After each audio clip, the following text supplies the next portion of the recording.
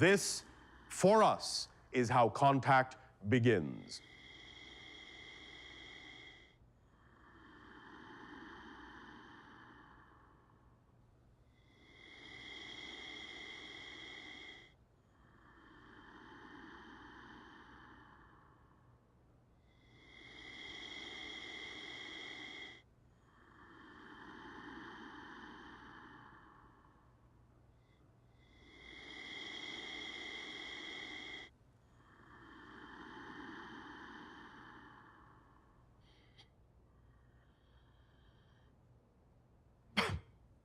But I don't say good day to you this day of your time. How are you all?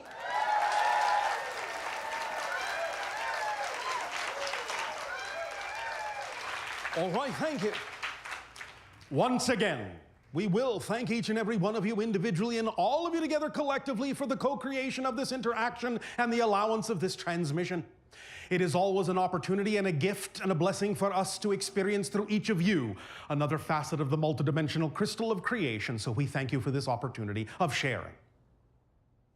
Is it possible that Earth is being contacted telepathically by extraterrestrial beings through channeling? Based on my experience, it's possible that I've been channeling such a being for the past 30 years. Of course, no one has to believe anything in this film. Sometimes I can hardly believe this happened to me. But whether anyone believes my story or not, it'll never change the fact that it's true.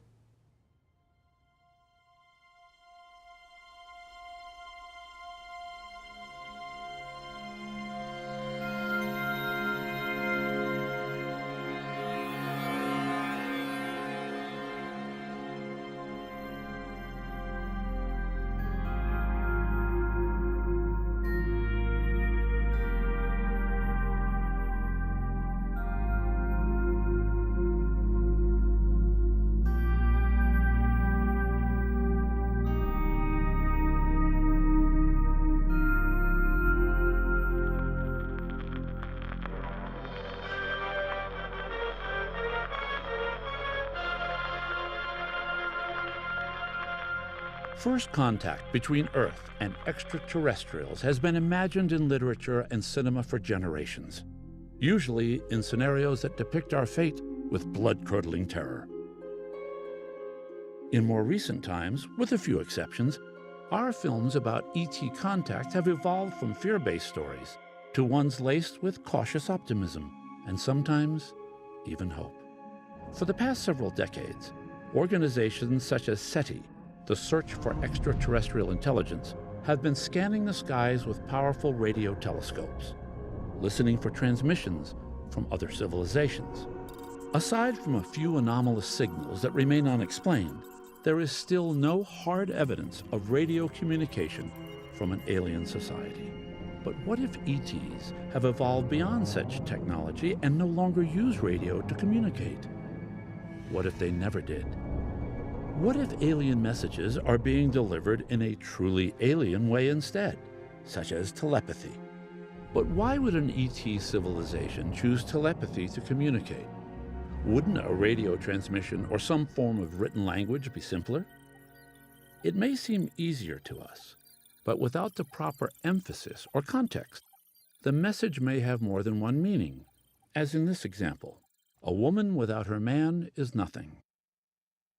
A woman. Without her, man is nothing. There's a little bit of a misunderstanding or a little bit of a contradiction in our society about the idea of alien contact. You always hear scientists say, well, look, aliens are going to be very alien and they're going to act in ways that are very different than the way we act. And yet when you propose the possibility that they might actually communicate with us through channeling, they'll go, no, they're going to do it by radio waves. Well, how mundane is that? I mean, that's very human. So I think the idea that from Bashar's point of view, if they have the ability to somehow work with someone that can be trained to act as a biological receiver, in a way it's much more efficient because not only are you getting the language translated, you're getting the idioms of the culture, you're getting the body language. There's a much more 3D holistic expression of the translation coming through a person than there is through a radio. We are often asked, throughout the course of these transmissions, from many of you, the question, what is my purpose in life? Passion is your purpose in life. Your purpose is passion. If someone had told me I'd wind up being a channel for an extraterrestrial entity, I'd have thought they were crazy. But here I am. These kinds of things aren't supposed to happen in the real world. But it did happen, and from that moment on, I knew the world was bigger and far stranger than I was taught to believe. People say truth is stranger than fiction. Mark Twain said, why shouldn't truth be stranger? After all, fiction has to make sense. Was my UFO encounter a sign of things to come, not just for me, but for humanity as well? I don't have all the answers yet, but as I continue to explore my relationship with Bashar, my thoughts keep going back to the beginning. Back to 1973, to the day that changed. Two bright lights hovering over a hotel in the distance. What is that? It's weird. It's not a plane. No. You guys see this?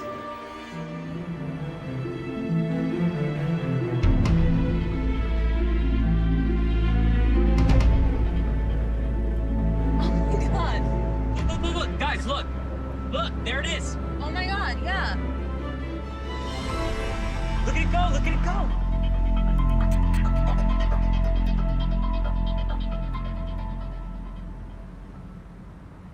Oh my God. I remember looking out the window of the car, and I remember a large triangular shape. It was dark gray, and it just sort of sat there. It was striking in how symmetrical and how exact the triangle it was. I saw lights in the corner, you know, some bluish white lights in each corner and some smaller lights on the edges, and those were helping us define it, you know, in the sky. So, for me, I remember it looked just like a rack you use for racking pool balls on a pool table.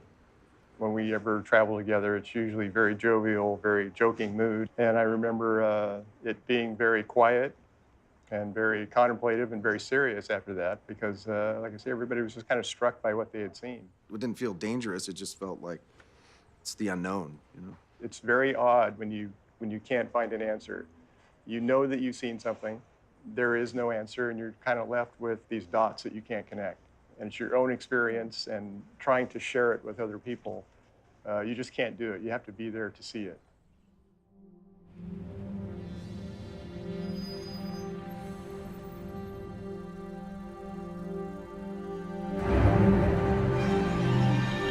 Hey, do you see? Oh my God. Is that the one from last week? It looks like Here it. it goes. Okay, right here, turn. There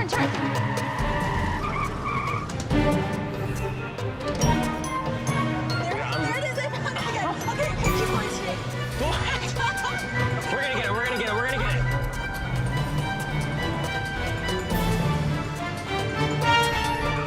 Stop!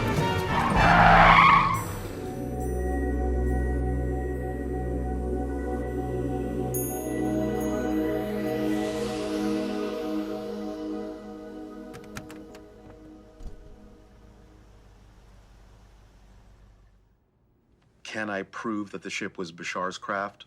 No, of course not. I can't even prove that it came from another world.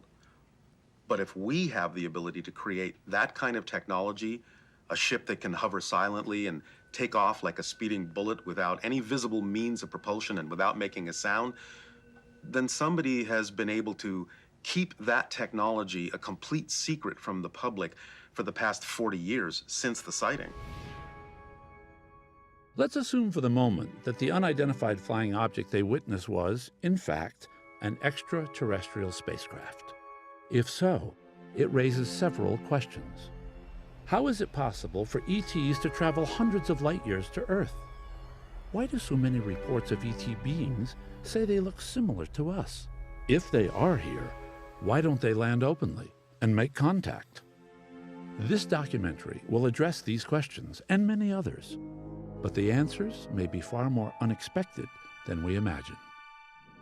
Channeling, UFOs, and ETs have been controversial subjects for decades, sparking heated debates between believers and debunkers. Of course, no photo or film can offer absolute proof that such things are real. However, some of the information introduced by Bashar, the ET being reportedly channeled by Darryla Anky, has already impacted the lives of thousands of people around the globe since 1984. These messages contain new insights and perspectives regarding the nature of consciousness, theories of physics, and possibly a glimpse into a larger reality. The only thing required for this journey is an open mind. The first question: what exactly is channeling? Channeling is a natural altered state. I think we all have the ability to do it. I think we all do it from time to time. If somebody is doing what they love to do, following their passion, in the zone, that's a channeling state. When you're doing something and you're totally caught up in it and you're not paying attention to the passage of time, it seems like 5 minutes has gone by, you look up, it's been 3 hours. That's a channeling state. A painter who paints a painting, who's focused on that and nothing else, a singer that's lost in the song, an actor who becomes the character, an athlete at the peak of their performance, a teacher passionate about educating students. That's one of the things that's most important to me, is to demystify this whole concept of what channeling is, because it is not outside the realm of normal human experience. We do it all the time. Channels and mediums have existed in many cultures for thousands of years. The oracle at Delphi is one famous example in ancient Greece. The people of that time would rely on such seers and mystics for guidance in both personal and worldly matters. The Bible tells the story of King Saul, who asked a medium in the city of Endor to call upon the spirit of the prophet Samuel for advice. In more modern times, a psychic called Edgar Cayce, known to many as the Sleeping Prophet, delivered thousands of messages and information while in trance. Today, that information is archived at the Association for Research and Enlightenment in Virginia Beach. Many point to a woman named Jane Roberts as the first modern channel who, in the 1960s, is said to have brought through a spirit entity known as Seth. It is only when you do not know yourself that you fear you are evil and afraid to look within yourself. But when you open up those doors, you are amazed by the immensity and the goodness of your own being. One day, I was introduced to a channel named Tom Massari at a public channeling event. I went to listen for a while, and I thought the information was very interesting, and I thought it was very helpful information that seemed to have the ability to help people make positive changes in their lives. And eventually, the entity actually offered to teach a channeling class, and I thought, well, how is that possible? I thought channeling was something that just happened to someone. I didn't think it was something you could teach or learn. I went into the class not because I thought I was going to become a channel, but just because I wanted to further my research. However, during one of the guided meditations in the class, I experienced what I can only call a telepathic contact from Bashar and his people, and in that one instant, a memory actually came back of having made an agreement before this life with Bashar to do this channeling with him. I understood in that instant that the UFO had been shown to me by him on purpose to get me to start learning, start questioning, start finding out what was going on, and it led me to learn about channeling, so that when the time came to fulfill the agreement I had made to channel Bashar, I would be ready. I'd have enough information so that I wouldn't be scared. I would know how to move forward. I would understand that channeling was beneficial to people. So I, thought, well, first, I don't know, am I hallucinating? Or, is this a side effect of the meditation? Is this real? Is it my imagination? But in that one instant, this was going on in my head. I wasn't telling anyone. The entity coming through the teacher stopped talking to the class and turned right to me and said, "There is an entity here for you right now if you're ready to begin." That was startling. And even more startling, I glanced over and I saw that one of the other classmates somehow had picked up on the image of Bashar I saw in my head, and she was actually sketching it on a piece of paper. And I realized, okay, this is not just my imagination. There's two outside validations here that something real is happening. The question that remained, though, was Bashar really a separate entity? Or was I just tapping into another aspect of my own consciousness? Either way, I realized that if I pursued the channeling, I would be exploring uncharted waters. Along with the events in the class, the UFO sighting suggested that Bashar might truly be an independent entity. But mainstream society and the media usually ridicule people who report UFOs. What would they say if I said that an alien was speaking through me?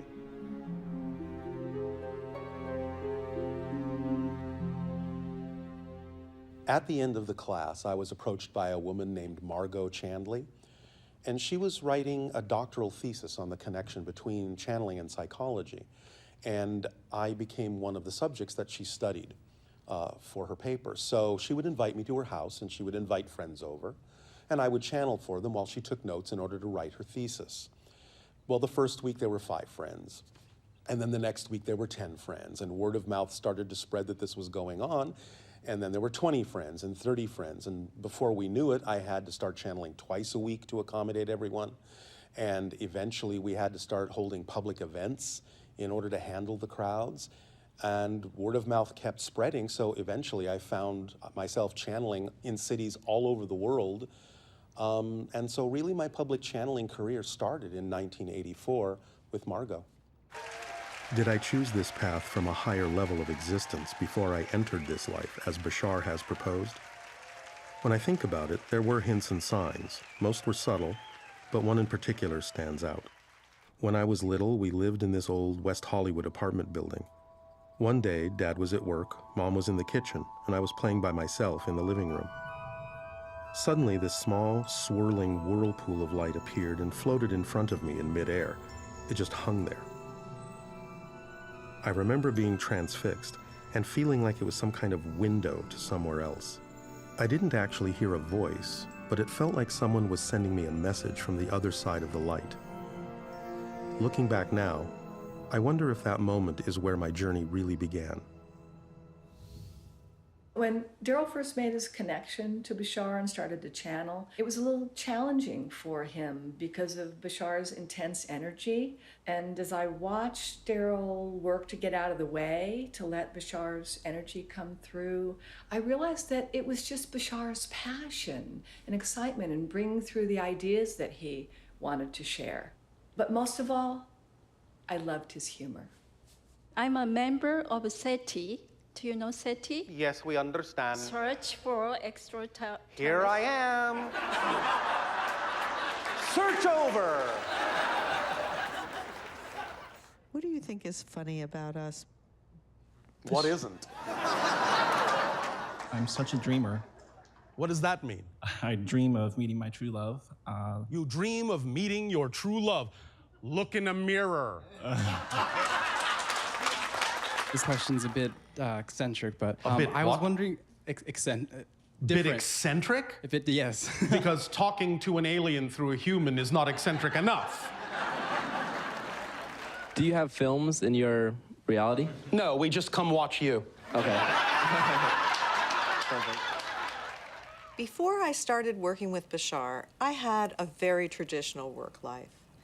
I had careers in banking and finance, as a university professor, and also as a psychological counselor. In 1985, as part of my exploration of psychology, I happened upon a lecture being given by Bashar at an expo. Upon hearing him speak, I was so amazed at the clarity and the cutting-edge nature of the psychological information he was providing. From that point forward, my life moved in the direction of bringing together all of my business experience, all of my teaching experience, and all of my counseling experience into one form of work that incorporated everything that I had learned. I became so passionate about sharing Bashar's information as a way of helping to improve the lives of both the people and the animals on our planet.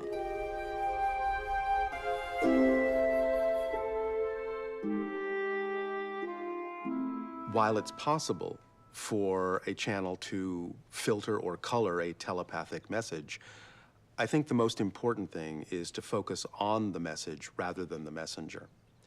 Is the information empowering or is it controlling? Is it love-based or fear-based? Is it integrative or disconnecting? Is it positive or negative? I feel that the bottom line is use the information that works for you, that speaks to your heart, and just leave the rest behind.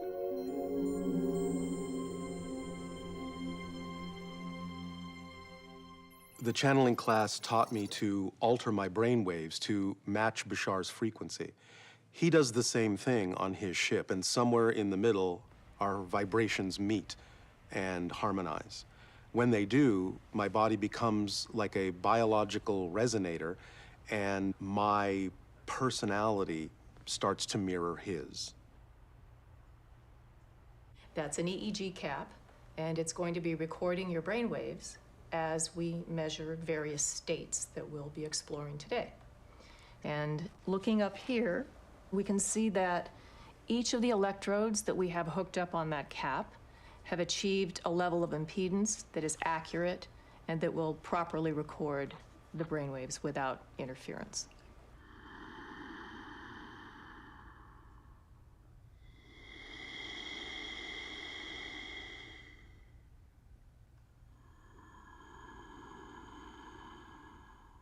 In the beginning of the channeling, the channel was capable of holding on to, shall we say, or bringing through the idea of about 1.5 to 2% of our energy.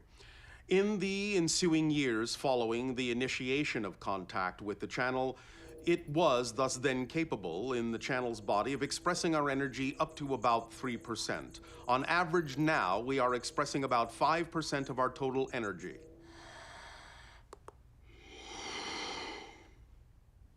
So we're looking at a picture of Darryl's baseline EEG. And what I've done is to record Darryl's baseline when he is not channeling and compare that to his EEG when he is channeling. Now here is a picture of Darryl's raw EEG, baseline again, in which we see a very rounded and rhythmic, dominant frequency, we call it, in the posterior cortex, or the back of the head.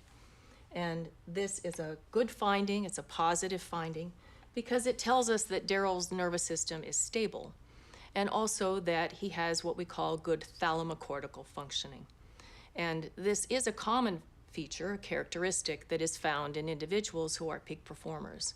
So here we have a picture of what disconnects when Darryl begins to channel. And you can see the areas in blue, the functional Brodmann areas we call them, that are not used when he is channeling. And it appears that he disconnects from his personal sense of self. He disconnects from the experience of pain. Now, what increases when he begins to channel is, first of all, his processing speed. And processing speed is a very interesting phenomenon because what happens is it develops early in childhood. And by about the age of 5 or 6, and certainly 9 or 10 maximum, we reach a set point. And this set point doesn't usually change during the lifetime. And in Darryl's case, it actually went up when he began to channel. And it increased when he listened. The actual frequency of the processing speed was tuned to an exact frequency all over the brain.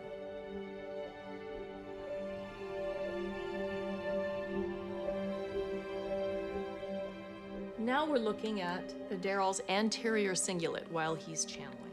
And you can see the red areas there. There is actually gamma frequencies that I found in his anterior cingulate. And gamma frequencies relate to the higher mind. And gamma frequencies are often found in Tibetan monks and people who meditate a lot. To summarize sort of what I found here in Darryl's brain in comparison with the channeling state, he starts from a very stable resting state. And then he experiences changes that statistically less than 1% of the population would experience in the same way. He increases his processing speed. He tunes it exquisitely to one frequency all over the brain. And then he's able to create a resonant holding environment for the peak performance or the channeling to happen. He pumps energy into the right frontal cortex and the right auditory cortex so that he can empathize and hear very, very clearly. And because of the gamma frequencies in the anterior cingulate, he can shift gears. He'll be able to shift gears and navigate cognition, thoughts, and emotions very, very flexibly. And he'll be able to interpret from a higher perspective, from a more evolved place in his mind, much like from the highest mountaintop.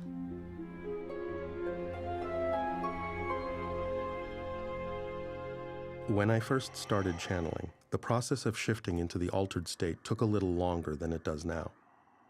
My breathing changed, taking in more oxygen to support Bashar's higher energy. I would also experience a spectrum of emotions as I slipped into the channeling state, as my energy rose in frequency on its way to synchronizing with Bashar's vibration. Flashes of anger, fear, and sadness gave way to hope, happiness, and love, at which point our individual vibrations would harmonize. There was a period of a few years where I stopped channeling to pursue my film career. But when I resumed doing sessions, I was nearly overwhelmed by the emotional reconnection to Bashar's energy, and a wave of compassion washed over me. I felt like I was coming home. Most of the experience is like being in a very dynamic, very energetic daydream. And it's like, I don't really hear the words in the same way that if someone is really deeply in a daydream and somebody calls their name and it takes them 5 times to hear, it's kind of like that. I know there's an interaction going on, but it might as well be taking place in another room, in another house, somewhere else. And I know this is getting translated for someone through language. I'm acting kind of as a biological translator. My energy is sort of taking on the personality of Bashar. It's not like he's in me, there's no possession in that sense. But I'm locking with his frequency like a tuning fork. And by matching his frequency, you get a model, a representation, a symbol of his personality. Because he's not speaking English, he's not speaking any language at all, he's just sending thoughts. But because I'm operating on the same wavelength as I've been trained to do, I'm having the same thoughts at the same time. So I'm able in our culture to translate his ideas into our language. I'm focused on these pictures, these energy patterns. When he's talking to someone, I see all the different patterns that represent who they are, what their beliefs are, what their hopes are, their dreams are. And he's tapping into all sorts of different sources of information. He's tapping into their higher mind, into their memories. He's tapping into higher source, other beings from his world, other worlds. He's tapping into whatever he needs to, like a switchboard, to bring the information through that answers the questions that they're asking. So I'm constantly feeling all these different energy webs and lines of information coming and going, like some sort of a galactic train station almost. And it just all coalesces in this telepathic hit that is sometimes represented by symbols, by abstract shapes, sometimes by literal images. But it's just coming so fast and furious, and time is so collapsed for me that I can do nothing but just let it through and just sort of watch the show. And these things just kind of flow dynamically through me in such a way that I can't pay attention to anything else. I'm left a little disoriented at the moment because I have to sort of wake up from the dream and remember who I am and where I am. But once I'm back, I'm very energized. It's very supportive energy. You know, in the beginning, it tired me out a little bit because there was unfamiliarity. There was resistance to the energy. I just didn't know how to handle it. I often say it's kind of like trying to shove Hoover Dam through a garden hose. But, you know, once I let go, I relaxed, I trusted him, I sort of stretched that way, those energy paths out, then it became very uplifting. It became very supportive. And now, when I come out of it, I may not remember it, it may fade like a dream, but I retain the concepts I need to retain for me. It works for me as well. I can apply them in my life. But I don't really remember the conversation. I didn't hear it. I don't remember some of the images that I had. But I'm left with this feeling of balance, this feeling that everything's okay, this feeling of possibility, infinite probability. And I just feel good. A lot of times people will be coming to these sessions for years and years, and they'll develop a dialogue and a relationship with Bashar, but they've never actually introduced themselves to me until one day they'll come up and they'll start talking to me like I'm supposed to know who they are. It's like, I'm sorry, I have no clue who you are. So it's kind of that sort of thing. Bashar. By the way, who gave you that name? I took a channeling class, not because I thought it was going to be a channel. I was just doing research into channeling. But it was a series of guided meditations. And in one of the meditations, the word Bashar was there. Now, I thought it was his name. He explained later that in their society, they're telepathic, they don't need names. He knew we needed to call him something, and so that word was there. I have since understood that part of the reason that word was chosen is because it's an Arabic word. I don't speak Arabic, but part of my background is Arabic. And the word, even though it's not his name, is representative of what he does. I was actually told a couple of years after I started channeling that the word Bashar means messenger or bringer of good news. Many of you recognize that there may seem to be, from one perspective, an acceleration of negativity, an acceleration of violence. But really, this is because you're at the end of the cycle of limitation and you have to get it all out on the table and deal with it now because there isn't that much time left to deal with these things. You have to get all of the negativity out on the table in front of your face so that you can consciously decide what kind of a world you really prefer to have. So now that you know you're strong enough to deal with it, you're getting it all out of your system as fast as you can, having the most extreme examples come up because you are strong enough to deal with it. So we call this the rubber band analogy. Fret not, despair not that you have experienced that degree of darkness, that degree of limitation, that degree of negativity. Because the farther back into darkness you pull the rubber band, when you finally let go, it's going to fly that much faster and that much farther into the light.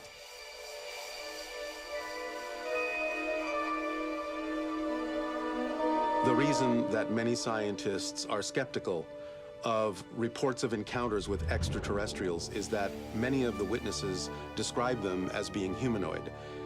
The skeptics explain that in a universe as vast as our own, with so many planets unlike the Earth, the odds of alien life resembling us are incredibly small.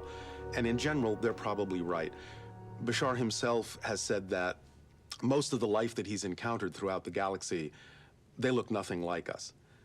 I think the irony is that the skeptics have had the answer all along, but they've missed a vital clue. It's probably true that most alien life doesn't look like us. And therefore, if the reports of extraterrestrial humanoids are factual, it may be that these beings are not really alien. Assuming for the moment that Bashar is real, who is he? Where does he come from? Why is he making contact with Earth? The story of my people began in a parallel reality on an alternate version of Earth. The humans on that Earth were technologically far in advance of the humans in your civilization. However, they became focused on technology and intellect. Over generations, they lost connection to their humanity. They lost the ability to feel. They even lost the ability to reproduce. They engineered love out of their lives. They accomplished great technological and intellectual feats at the expense of their emotions, their physical bodies, and their spiritual qualities, which they considered to be inferior. But in doing so, they slowly destroyed their environment. In a last desperate attempt to perpetuate their species, they moved underground and began to clone themselves, but discovered that their DNA was no longer viable. When the attempt to clone themselves failed, they genetically mutated themselves into the beings you know as the Greys, in an attempt to adapt to their dying planet. However, they realized that the only solution would be to find a viable source of human DNA and introduce it back into their genetic makeup. They used their advanced technology to shift into parallel realities, such as your own, where they knew that humans must still exist. But without emotions, they had no understanding of the fearful impact they would have as they abducted your people and extracted DNA in order to create our hybrid civilizations, which took centuries to complete. We were designed to bring emotionality and spirituality, vitality and balance back into the Grey civilization, to reconnect more fully with creation so their culture would never die out. Although many of your people experienced these encounters with the Greys traumatically at first, we are grateful that you chose to help bring our civilization into being.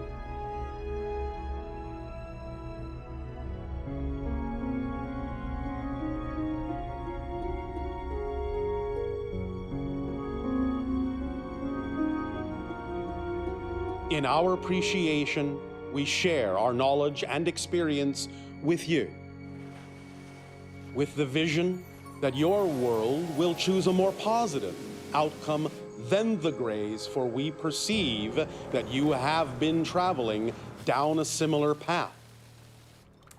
If it's true that the destruction of their parallel Earth gave rise to the beings we call the Greys, can we use that knowledge to change our path?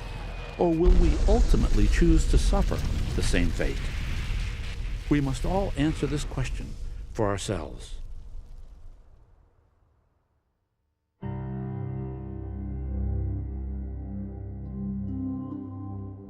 While our civilization was being created, the Greys found a suitable planet in their parallel reality, and with the help of their advanced technology, they transformed it into our homeworld that became Ethesani.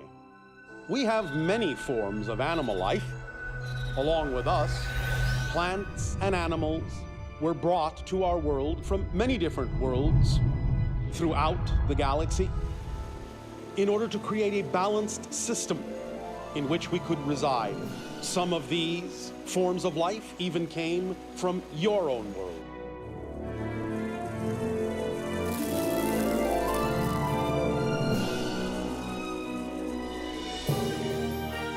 Our world remains in a natural state. We do not build permanent structures on the surface.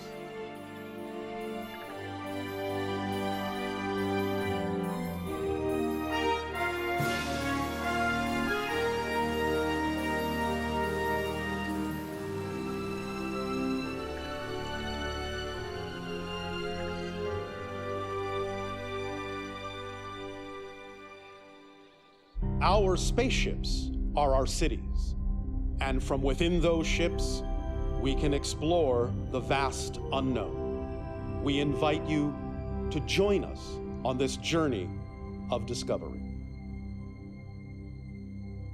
Considering the vast distances between the stars, how would ETs travel from one system to another so quickly?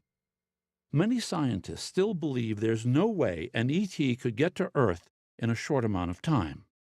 Perhaps it's time to bury that outdated concept, just as the following ideas, once considered facts, were ultimately proven to be false.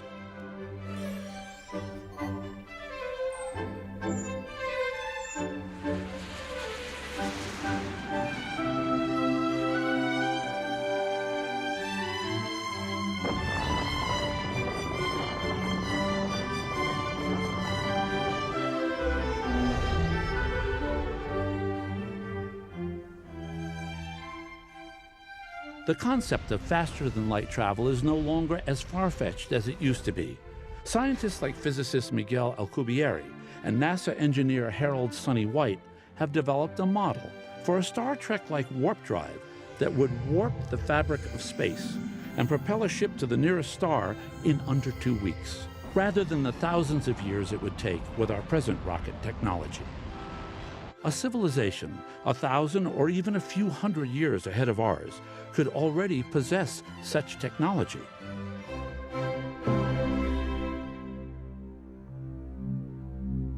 In one dream, I experienced myself being on the ship that I saw, with Bashar standing there looking at me, and I was able to sort of look around the ship, and it was all kind of this, I don't know, frosted crystalline type material. I saw another member of his species sitting at a control console, but I didn't see any controls. And he telepathically explained to me in the dream that their ships are actually artificially intelligent, and in fact, they're actually a representation of their own higher minds, and that the pilot is actually telepathically linked with the ship. They communicate. And so only the pilot can see the controls, which struck me as kind of like really cool and really efficient, because no one else can fly that ship, but the pilot that's connected to the ship. Even though you are unto yourself a beautiful oasis in the sea of stars, that is your galaxy, you are not as isolated as you may think. Traveling to your world is not so difficult. We can travel more slowly if we wish through the manipulation of electromagnetic and gravitic fields. The idea, however, of going from star system to star system happens in a very different way. While you think of an object as existing in a location, to us, location is one of the properties of the object. If you thus then have an object at point A, and you are able to isolate it with an energy bubble, in a sense, unlock it from any particular reality, and thus then impose upon it the vibrational signature frequency of location B, it must stop existing at location A and instantaneously start taking up residence at location B without actually having traveled the intervening distance. You have actually changed its locational variable in its energy signature.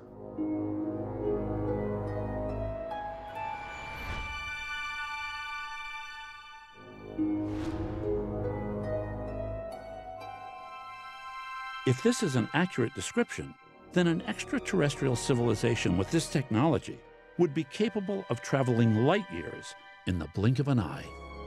Thus, the distances between the stars would no longer be a barrier to interaction with other worlds such as Earth.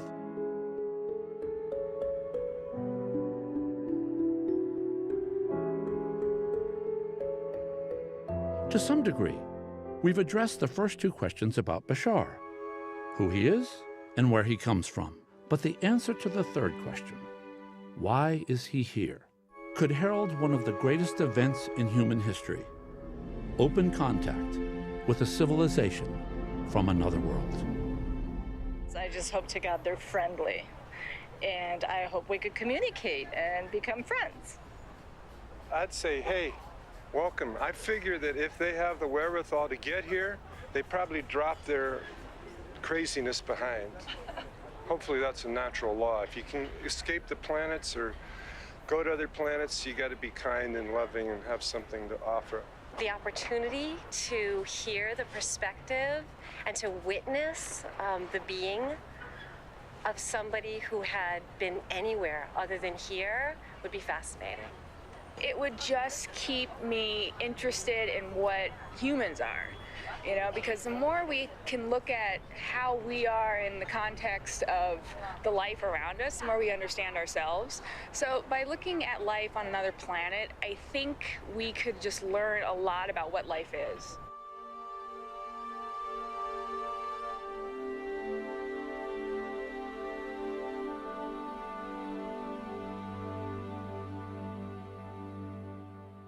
We do not mean this in a judgmental or negative way. We are, to some degree, joking a little bit.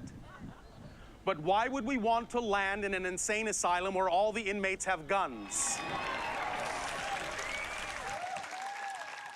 There have been occasions when people in your society in these interactions have said, Bashar, I know I'm ready. I'm ready to meet you today, right now. Well, all right, there have been a few occasions where we have agreed to see if that's so. And we have named the place and we have named the time that our ship will land. And those people have been there.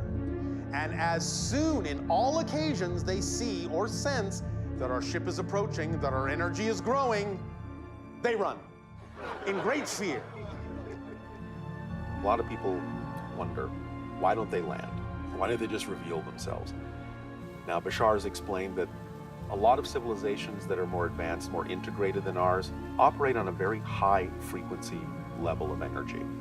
And because we tend to compartmentalize things in our consciousness, because we give into negative definitions, fear-based definitions, our energy is kind of erratic, random, and sort of a lower frequency more often than not.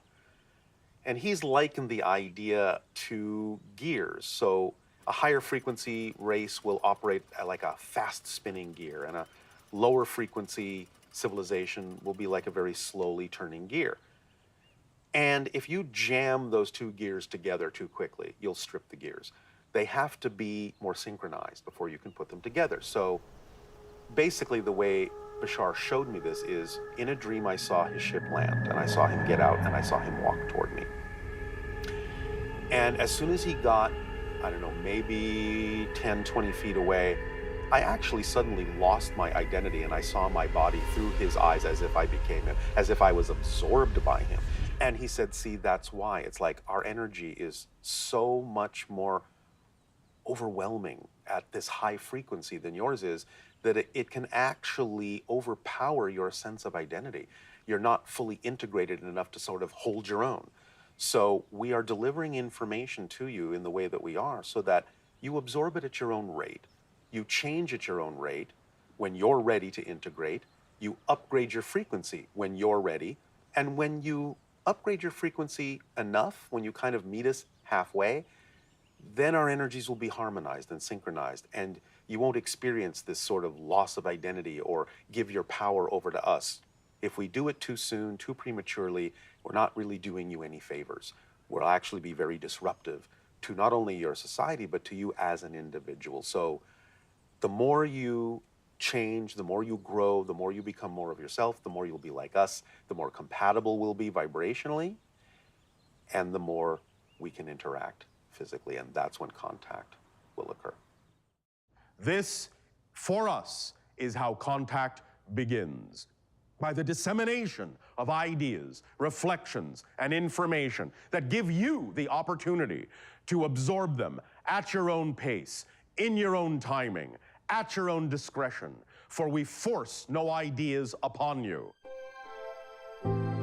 If the messages delivered by Bashar are intended to expand our awareness and prepare us for physical contact, what kind of information do the messages contain? To understand Bashar's messages, it's important to upgrade old and outdated definitions into ones that are more relevant for the 21st century. Many of Bashar's concepts require us to expand our awareness.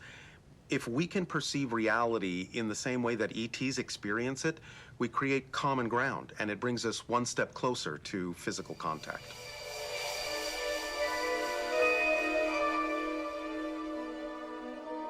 The foundational information is what we have referred to as the 5 laws of creation. The 5 laws are: you exist. Number 2, everything is here and now. Number 3, the one is the all, and the all are the one. Number 4, what you put out is what you get back. And number 5, everything changes except the first 4 laws. They're not the laws of physics, which can change from dimension to dimension. These are the laws of existence, the very definition of the structure of existence, which is true for everyone, everywhere, in every reality, at every time, throughout creation. They never change. Every experience any of you have ever had, are having now, or will ever have, is some combination of those 5 laws. Once you understand with clarity that foundation, you will understand exactly how existence works. You will understand exactly how to create the realities that you prefer.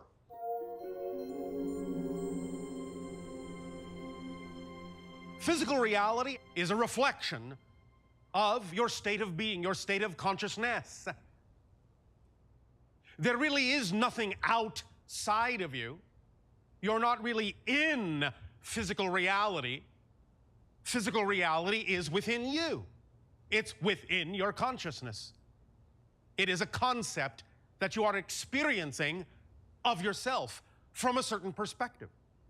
However, we understand that the way in which you have chosen to experience your particular dimension of physical experience is as though you are within a realm of space and time, as you call it, where you have taken your energy, the high frequency energy of your spirit nature, and in a sense have lowered that frequency, crystallized that frequency down into what you call the experience of physical reality. So the thing to remember, in order to give yourself more opportunity To choose and experience the kind of physical reality you prefer is to begin to see and experience physical reality as a reflection, similar to the idea of the reflection that exists in your glass mirrors. You know that when you look at your reflection in a glass mirror, you know that you're not really over there. And you know that if you want to change the reflection in the glass mirror, you don't go to the reflection and attempt to make it change. You must change yourself in order to see the change in the reflection. So, physical reality, being a reflection, operates in much the same kind of modality. Any change you wish to see in the so-called reflection, the outer reality, must begin within the inner reality, which is you, within your consciousness, within your vibration, within your state of being. It is all based on state of being. There is nothing in physical reality that is not. It doesn't matter that there might be a physicalized component or a physicalized reflection that you call chemistry or physics or medicine or science. Those are still just reflections of what you already believe in your consciousness to be true for you.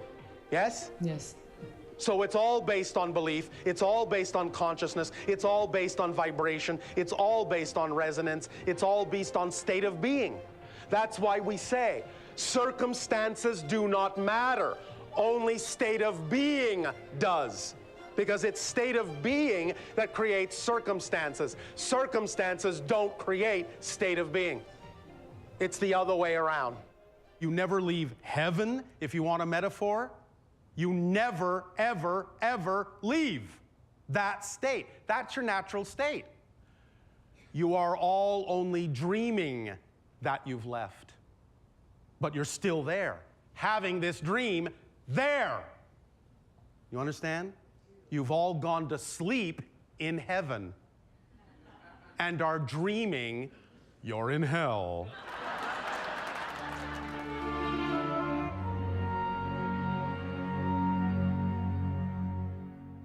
We are sometimes asked why people choose to incarnate in physical reality on Earth. And there are as many reasons as there are people. But generally speaking, it's an exciting place to be, especially now in this age of transformation. Many people want to experience the idea of change and discovery. Remember that in a timeless state, you cannot experience change. You cannot experience discovery of new perspectives. So by forgetting, in essence, who you are as a spirit, as a greater being, you can learn through a process of physical space-time reality how to rediscover yourself anew from a different perspective. And when you create the idea of the space-time framework, you give yourself an opportunity to experience the process of creation.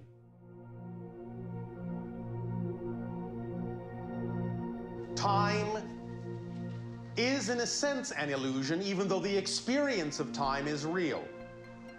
But the idea is that time is a side effect of your consciousness, shifting through billions of parallel realities per second. Parallel realities are like frozen snapshots, like frames of film. They have no movement in and of themselves.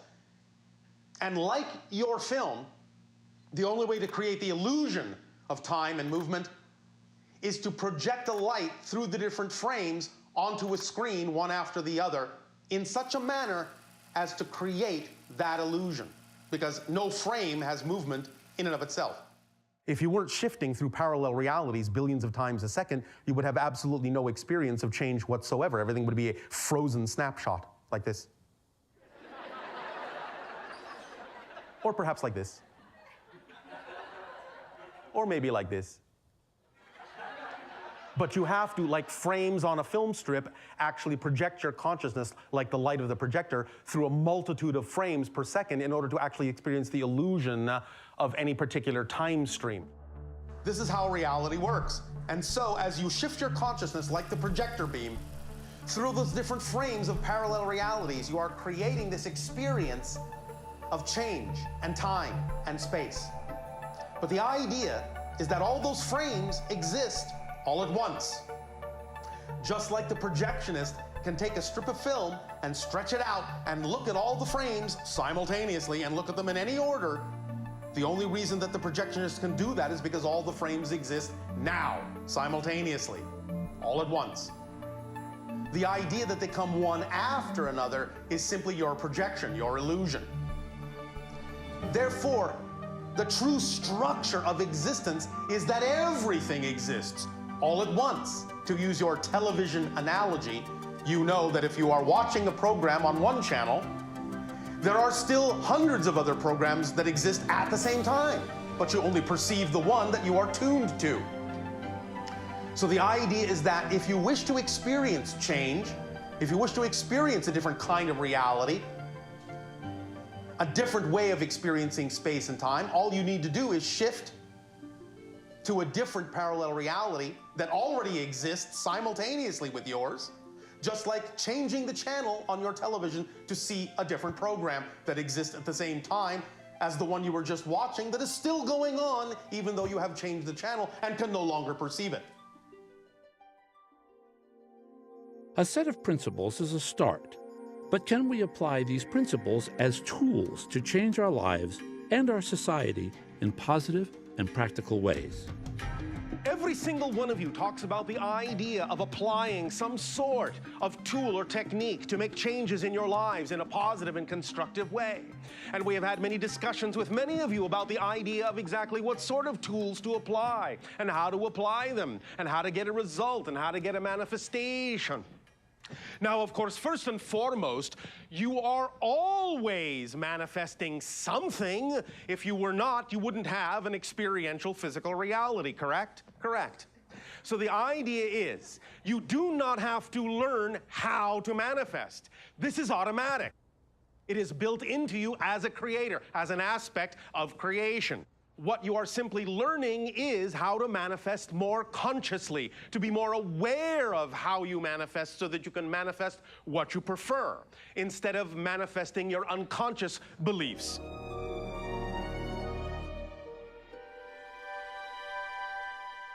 Passion and all of its expressions, excitement, happiness, joy, creativity, love, are all different ways of expressing the vibration of your true natural self, what we call your signature frequency. Your signature frequency is that resonant energy, that vibration that is unique to you, that identifies you as a unique aspect of all that is of creation. And the way you apply that signature frequency through passion is to act on your highest excitement to the best of your ability, with no insistence or assumption as to what the outcome ought to be, as to what to come to fruition, but to allow the synchronicity in your life to present to you the opportunities that contain that excitement so you can recognize it, because excitement is the compass needle that points to your magnetic north. And by acting on it to the best of your ability, you will bring about in your life what we call the complete kit. You will allow it to work for you. And you will discover very readily, very easily, that excitement can function in your life as the driving engine, as the organizing principle, as the path of least resistance, as the thread that leads to all other expressions of excitement, and as the reflective mirror that will reveal to you what may be within you that is out of alignment with that excitement, so you can identify it and bring it back into alignment and expand your excitement in that way. And simply by following that formula of acting at every moment to the best of your ability on your highest excitement, with no insistence on how the outcome should look, you will activate that complete kit, and it will work for you automatically effortlessly, every moment, without fail. As you allow yourself to move forward in that way, your life will become an ecstatic explosion of synchronicity, very magical. Things will begin to happen all around you because magic is, again, the true nature of existence. Miracles are the natural order of things, not the exception.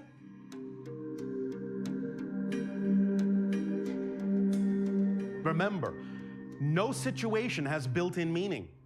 Everything is fundamentally neutral. Life is meaningless. You're the one that's designed to give life meaning. If you give situations a positive meaning, you will get a beneficial, positive effect. If you give them a negative definition, you can only get an effect that is representative of negativity, such as struggle, strife, difficulty, and obstacle. You only see it that way because you're defining it that way. Change your definition, you'll experience things in a very different way. That's how it works. What you put out is what you get back.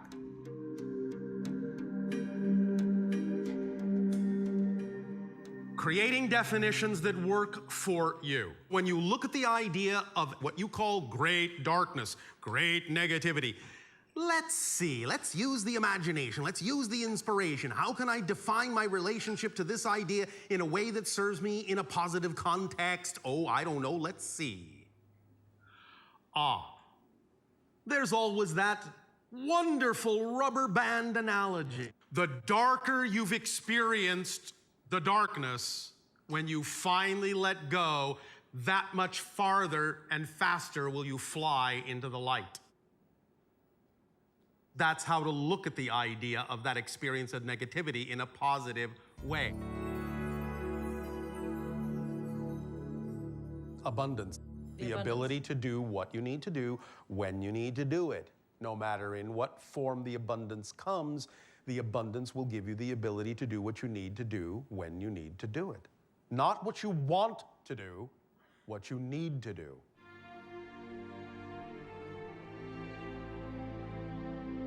Consider these statements. I lack trust. I lack abundance. I lack confidence.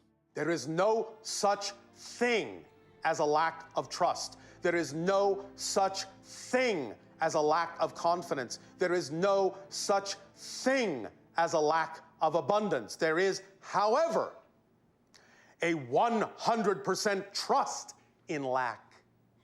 There is, however, 100% confidence in lack. There is, however, complete abundance of lack. The idea, therefore, is that you are always abundant, you are always trusting, you're always confident about something. It's about learning to be abundant in what you prefer to be, learning to be confident about what you prefer to be, learning to trust what you prefer to trust.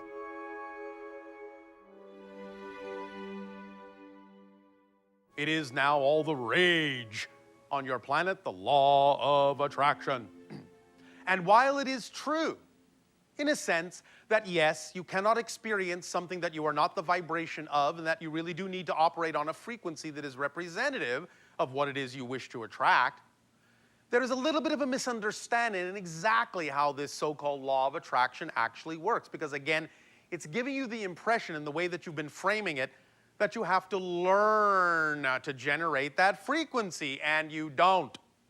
You already generate the perfect frequency to attract everything that is truly necessary in your life. Many of you, because again of the way you've been taught to define things in your physical reality, have this kind of a picture in your head that when you vibrate in a certain way, you are attracting something from somewhere else to here. And that when you release something else, you are releasing it, so to speak, from here to somewhere else. Well, of course, many of you now understand that everything exists right here and now. It's not really coming from anywhere else or going to anywhere else. It is, in a sense, simply being rearranged as a ratio of energy, as a balance of energy, as an equation of energy within the consciousness that you are. So the way that this law of attraction and manifestation actually works is to recognize that you are already giving off, already radiating a core signature vibration. And that core signature vibration is already doing everything it can possibly do to attract everything that is representative of that particular frequency. If the things that are representative of that particular frequency are not manifesting in your life, it's not because you're not attracting them, it's because your beliefs are keeping them at bay. So it's not that you have to learn to attract them, it's that you have to learn to let go of vibrations that are not compatible with your core frequency, that are keeping those things from getting to you, from manifesting in your reality. And conversely, all the things that are not compatible with your core vibration are doing their best to get as far away from you as they possibly can. The only reason they may not be is because you're holding on to them and not letting them go. So the law of attraction is really not necessarily about having to learn to attract something. The law of attraction is really all about letting go and letting in. That's really all it's about. It's about being yourself, living in the moment, being your true vibration, and then allowing the things that are representative of that vibration to manifest in your life physically. The excitement that Bashar generates when he comes through and captivates an audience is most heartwarming. His impeccable timing and his ability to get to the root of a questioner's issue is quite extraordinary. Time after time, I see people have profound life-changing experiences as they hear Bashar explain that it's okay to be your true self and to act on your passion. It's really fascinating to see all the positive ways that Bashar's messages have impacted people's lives. One of the results of acting on your passion is an increase in positive synchronicity, where everything happens in perfect timing. I got into the film industry specifically because I wanted to work in miniature effects for sci-fi films, for action films. This was very exciting to me. And I went around knocking on doors, but I couldn't really find an opening. Just about that time, Star Wars came out, and I went to see it, and it completely blew me away, like it did for so many people. And I knew that once I saw that film, I really had to get into the business. One day I was reading the newspaper, and a local theater that was playing Star Wars said if anyone will come down to the theater and help them handle the tremendous lines, they would hire that person on the spot. So I ran down to the theater and got the job because I figured if I was an usher at the theater while helping them handle the lines, I could watch the movie as many times as I wanted to and really study how they did those effects. One day, out of all of the 3 months that I worked at this theater, I took tickets at the door for one 20-minute period. One of the technicians from Star Wars came to the theater to see the movie. I recognized him and struck up a conversation, and he was responsible for getting me an interview that allowed me to get hired at a special effects company. If I hadn't acted on my passion, I never would have met him, I never would have made the connection, and I never would have gotten into the industry that way. Following your excitement and acting on your highest joy shows you how all things are connected and leads you down the proper path to allow synchronicity to occur and manifest your dreams. It's also interesting that following my passion to work in the film business, before I even knew about Bashar, has given me the skills to blend filmmaking and channeling in order to present this information in a broader way than ever before. Bashar says everything is an orchestration, so I've come to understand that the choices I made are part of my agreement with him and maybe part of a larger plan leading to first contact. Some people will recognize me out in public and they'll call me Bashar instead of Darryl. It's kind of funny, but it's also kind of endearing. Who knows? Maybe answering to that name will help me become my own version of him, which is really just another way of saying that I'm becoming more my true self. I feel like Bashar represents what we could all become. We often say we're only human, but maybe we're not yet. Maybe we don't really know what it means to be fully human. Perhaps Bashar is showing us how to express our humanity more fully. If we act from our highest aspirations, restore what we've lost, reconnect and work in harmony with nature, develop cleaner ways to power our world, help each other to thrive, and find our true place in life, we can walk a new path that leads to a brighter future. contact is an ongoing experience and part of the natural evolution of you as a species from what you may loosely call Homo sapiens to Homo galacticus.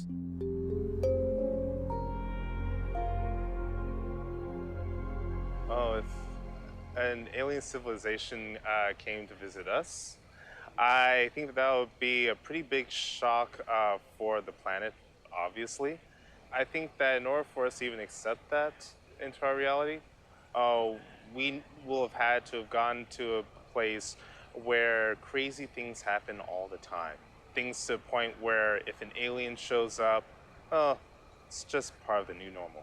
Once we acknowledge that extraterrestrials do exist, that they have technology that can get them here, however that may be, the idea we have behind how we power our civilization through energy and electrical power will drastically change, because if we acknowledge that their ships get here and have propulsion systems that do not require fossil fuels, then our own ideas of what we think we know about physics will change. Eventually, if we receive some visitor from another galaxies come, look, same human being. Maybe a little different sort of shapes. But basically same. Then furthermore, same sentient being. Respect them. 50% of Earth's population is under 30 years old. So humans have been in space longer than these people have been alive. To this generation and all generations to come, space travel is a fact of life. Over 1,000 planets outside our solar system have been discovered within the last 2 decades.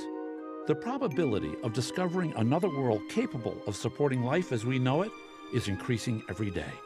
The concept of alien contact is no longer foreign to our society. The question isn't if it will happen, but when.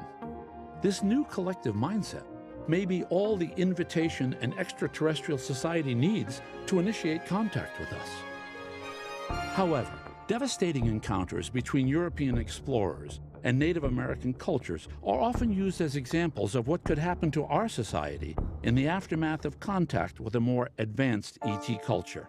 But it is precisely because they may be more advanced than us that they would take steps to make sure no harm is done to our way of life. Because we are genetically connected to you, we are family. For we are, in that sense, your descendants, and you are our ancestors. And thus, our deep, deep connection to you as family is profound. By interaction through open contact, our family grows. We expand each other, we support each other, we grow together, and together we grow into something that neither of us individually can ever become. How can we, on Earth, best prepare for contact? You have a wonderful and unique opportunity on your planet to recognize that you are living side by side with other sentient species. The dolphins are in many ways one of the most similar sentient species to your own. We may be extraterrestrial because we don't come from your world, but because we are genetically related to you, we are not really alien. Conversely, the dolphins are not extraterrestrial because they co-inhabit your world with you. They truly are alien to you. Thus, by being willing to interact with them and learn to communicate with them, it will actually give you a great opportunity to learn to communicate with other life forms out in the cosmos that truly are alien to you. In exploring Bashar's suggestion, I developed a strong passion for swimming with wild dolphins and whales, and found that being with them offers you the opportunity to enter a state of consciousness that's actually quite similar to the channeling state. From that state, you can access more information and actually see things from a higher perspective.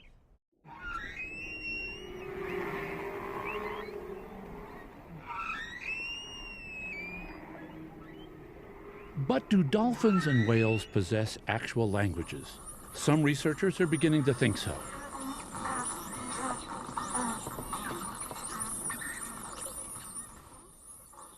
I work at the SETI Institute, and what I'm going to present is basically an application of information theory to non-human communication. I'll present one kind of a way of analyzing, and it's a very simple relationship that's a linguistic relationship, and that's called Zipf's law. A linguist in the early 50s basically decided to plot the frequency of occurrence of different letters in books. And he plotted the log of the frequency of occurrence in rank order, in other words, first, second, third, fourth, and so on. And he said the frequency of occurrence of the letter E is the most. Then I'll plot the frequency of occurrence of the letter T in the book, and then the letter A, and on down. And he found a relationship that was basically -1 slope. In other words, a slope of -1 gives you a 45-degree angle. And he did this for letters, and he did it for Chinese characters, and he did it for various phonemes, Russian phonemes. It turns out all human languages produce this -1 slope. And so what we did is we compiled a dictionary of bottlenose dolphins, or whistle communication system, and we plotted their frequency of occurrence, and we got a -1 slope for dolphins as well. And then what happened was 2 baby dolphins were born at Marine World, and we recorded them with my colleague Brenda McCowan. For humans, when babies are born, they babble, and they produce kind of a shallow slope. And it turns out that the baby dolphins were babbling as well. They landed right on top of human babbling. And as they grew up, after about 12 months, they had this -1 slope. So in other words, we determine that baby dolphins are born babbling and then learn it as they grow up. Based on this information, dolphins have a language.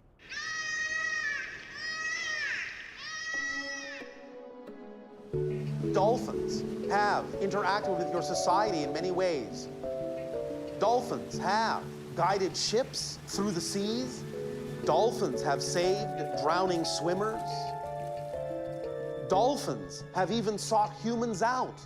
When they are injured, they truly wish to bond with you. They truly are expressing a desire to interact. Swimming alongside the dolphins, you see not only this incredible beauty and grace that they exhibit, but you experience a deep sense of freedom, of the limitlessness of their ocean world, and a sense of kinship with them. It's like they invite you to become one with them, to become part of their family. Not only does this help people find a clearer sense of their life purpose, it also gives them the opportunity to learn to communicate with another species, one very different from our own. And this can actually act as a precursor and a preparation for the experience of having extraterrestrial contact. Humans are stewards of the land. The dolphins and the whales are stewards of the sea. Take advantage of this great opportunity that you have co-created with them to learn to communicate with other species in a variety of ways. It will aid and assist you in communications with other beings throughout creation. When we talk about the idea of having open contact with you, we are not just talking about having open contact with humans. Open contact is with all life on your planet. And you will become truly one society in a variety of differences that are validated and supported to form a true harmony and unity upon your world. If we can learn to communicate with an intelligent species on Earth that's so different from us, perhaps it will not only help us understand beings from the stars, but to respect the differences among ourselves as well.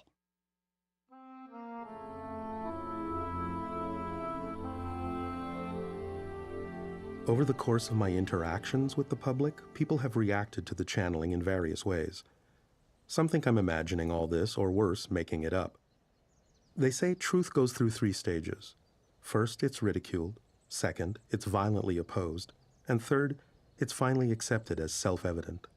The fact is, I'm just an ordinary person who experienced something extraordinary. I think these people don't understand my experience because they've never had such things happen to them, so they believe they can't happen to anyone. When people come back to me and say, you know, I applied this information the way Bashar told it to me, it solved this problem, it cleared this thing up, it gave me a whole new perspective, it allowed me to feel like I was in control, it allowed me to experience the outcome that I really preferred to experience, I mean, that's very gratifying. And it tells me that this is real on that level. I think that's the important thing to understand is it's not about whether people believe that Bashar is real.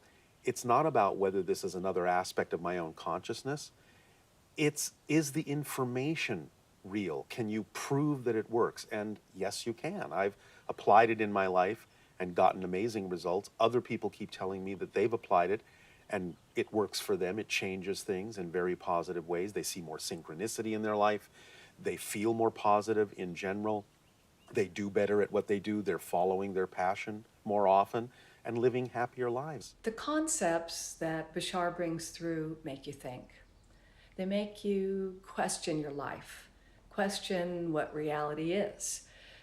Bashar has taught me that what I believe about life, what I feel about it, what I think about it, is what creates my life. You know, Bashar encourages us to do what excites us and to follow our dreams.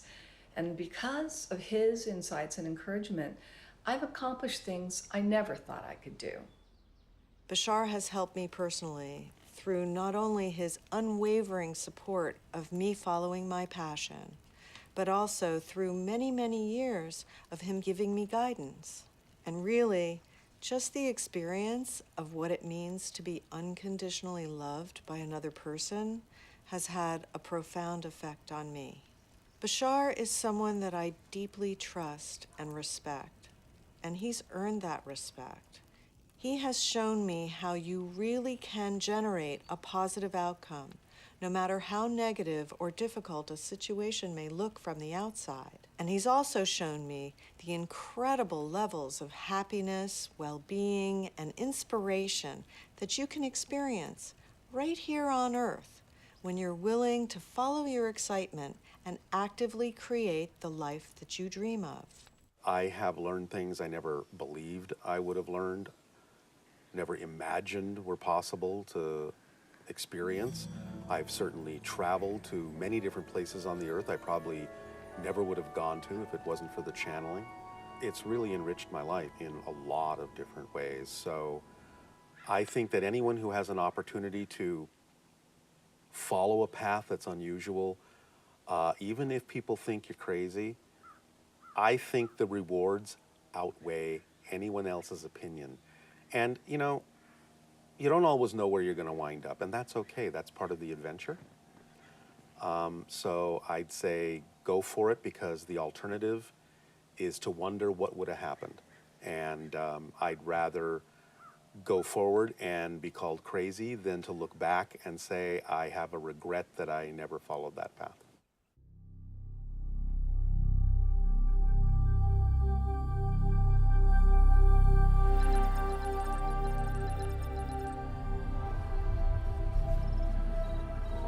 Bashar has explained that contact will happen in stages over time so that we're better prepared, and that one day, when we're ready, open contact may look something like this.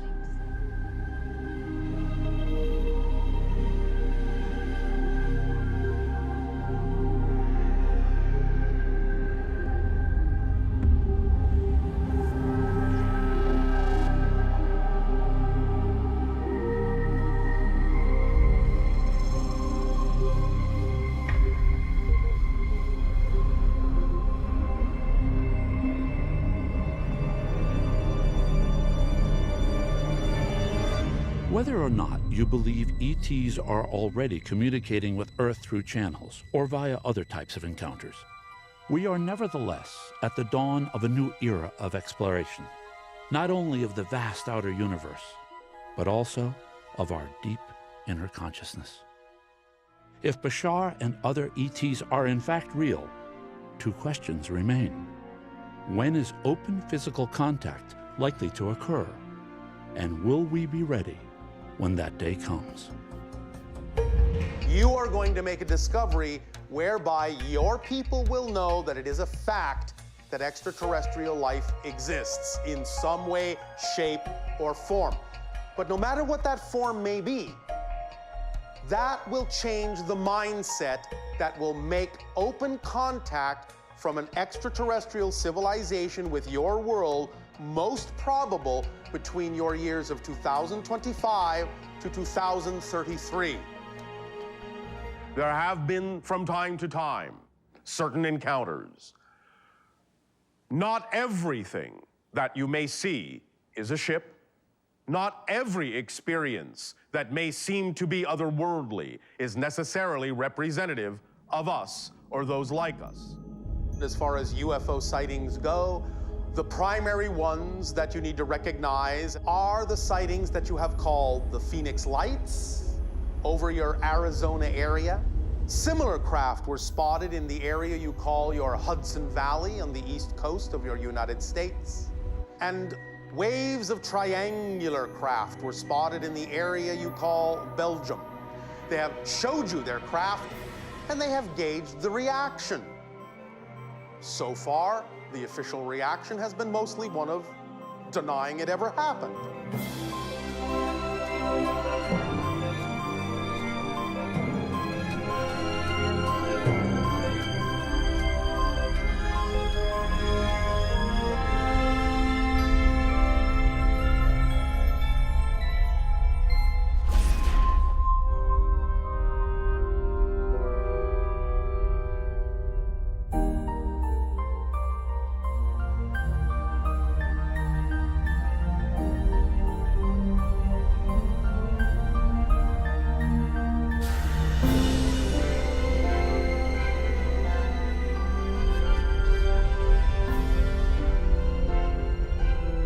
As the relationship between your world and other worlds grows, you will venture out to the stars yourselves, and you will visit other worlds, and you will become their UFOs. It has been a kind of a misunderstanding in certain cultures on your planet that the idea of having a unified world, a harmonious world, means that you all have to be homogenized. That is as far from unity as you can get. True harmony, true unity is the product of absolute validation of all of the individual differences between you. Because each of you was made to be a unique piece of the puzzle. And like a piece of a puzzle picture, if you are the shape you were made to be, then you will fit with all the other unique shapes and together form one big picture that will support all the pieces, even as the pieces support the whole picture. So if you just relax into the true unique self and validate all the differences between you fully, then you will all see that you are like different notes of an orchestration. You will all fit and play a beautiful song that will surround your world. And in that bubble will you find the harmony and unity that you seek. For centuries, we've asked the question, are we alone? If something as impossible as an encounter with a UFO can happen, then I feel the universe is more mysterious than I imagined and that maybe anything is possible. I've learned that contact isn't just about people from other worlds coming to Earth in the future. It's much bigger than that. I believe the experience of contact is part of evolution itself. By shifting to a higher state of awareness through channeling, acting on my passion and being open to new definitions of reality, I've come to realize that beings from the stars have always been here. The truth is, we've never really been alone.